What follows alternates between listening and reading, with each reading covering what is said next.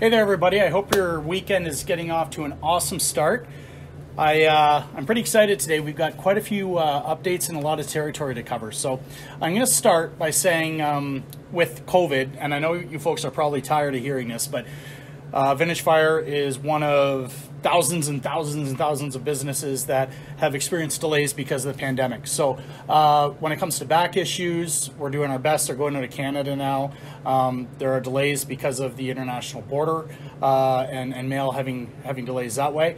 When it comes to the actual printing of our program, of our magazine, both issues 27 and 28 had delays because the printing company unfortunately had to make some cutbacks and lay some people off. So they had a few people kind of burning the midnight oil trying to get things done. But I am thrilled to say that 28 is done. It looks outstanding. I think you'll just be blown away with it. But we're gonna touch on that in greater detail in a few minutes because we got some serious territory to cover. So when it comes to the delays, we're doing our best. The good news is when it comes to issue 29, we are hell-bent on making sure it goes to print in and around July 10th, which puts it in your hands by the end of July, and hopefully we can all have a feel-good moment in Frankenmuth, not only having a legitimate muster to go to, which will be a lot more fun than those virtual musters we tried to do, but Corey, we had a blast doing those. But it'll also get us back on track because our commitment to you is we try to get you your magazine at the end of the first month of that cycle. So the July-August issue, we're trying to get into your hands by the end of July, and although we've had the COVID delays and some things happen that were beyond our control, our printer has confirmed with us that they're back up and they're running on all cylinders, and from our end, no ifs, ands, or buts, we'll have all our content in by July 10th and we'll be ready to rock and roll. So issue 29 is exciting. It'll have the Detroit Packard on it, the 1927 Packard that Doc Vitek restored. And for those of you who don't know, Doc Vitek was an absolutely beautiful man, just a prince of a guy, one of the nicest people you could ever meet. And we were very happy to play a part in his realizing his dream of getting the Detroit Packard back to the city of Detroit, which we did last fall as part of Firefest.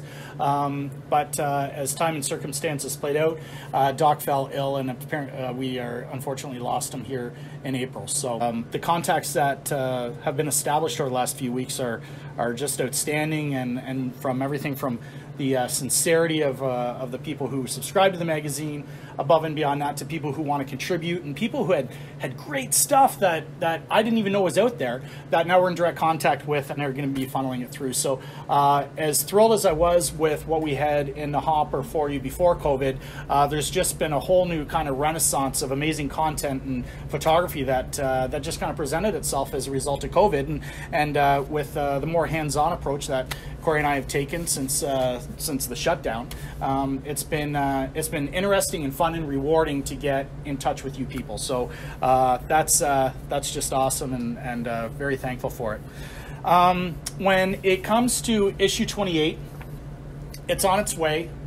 Please let me know if you don't get it. With the COVID delays, we've got an issue where we're Canadian. The magazine has its printing done in Canada. We do all the administration, pay all the bills up here in Canada. But when it comes to the people sending mail to our U.S. mailbox, unfortunately, we haven't been able to check that since the week of March 9th, Corey, I want to say. So we're a good 3 months into not getting any U.S. mail, which is pretty brutal because a lot of you have subscribed and resubscribed. So we're hoping that the border opens up so we can go and get our mail. We're in a position right now we're not deemed essential enough to cross the border. But what we're going to do is go over and we're going to fetch that mail. We're going to process all of the renewals and everything that we've been kind of beyond our control, but delinquent in inputting. But we printed some extra 27s and we printed some extra 28s. And for anybody who's caught in that kind of Bermuda Triangle of, well, I sent in my check, but I didn't get a magazine, we're going to comp you whatever you need in between to bridge you, and then your subscription will start up again. And we're really hoping that that's back in order for issue 29. Now, above and beyond that, issue 28, what do you have to look forward to? Well, we've got a story. Well, first, always, we got Fire Replicas on the inside. They've got an amazing offering of FDNY and Chicago rigs that I'll tell you what, Nick and the crew down there at Fire Replicas, they're just blowing it out of the park right now. We've we're very happy to have forged a relationship and a partnership with our friend Jason. And I'm sure you'll recognize him. If anybody is on YouTube and follows Fire Department Chronicles or Fire Department Coffee, Jason and I got together and we determined that Fire Department Coffee pairs very well with Vintage Fire Truck magazines. So you can enjoy the two together, and Jason and his crew are involved with this magazine. If you flip through here, we've got a Hooker Hooked on Crown. So our friend Kevin Hooker, the son of Tom and Julie Hooker, awesome people, wonderful, wonderful people. Their younger son Kevin, he did a little online ed about his love affair with the Crown, and we picked it up and just thought it deserved to be printed. We've got a real neat article. I'm telling you right now, folks, we're in 8 countries and we're making a concerted effort to bring more and more content from each corner of the globe, and this is an example of that. We've got from our friends down in Queensland, we've got the Merryweather steam engine.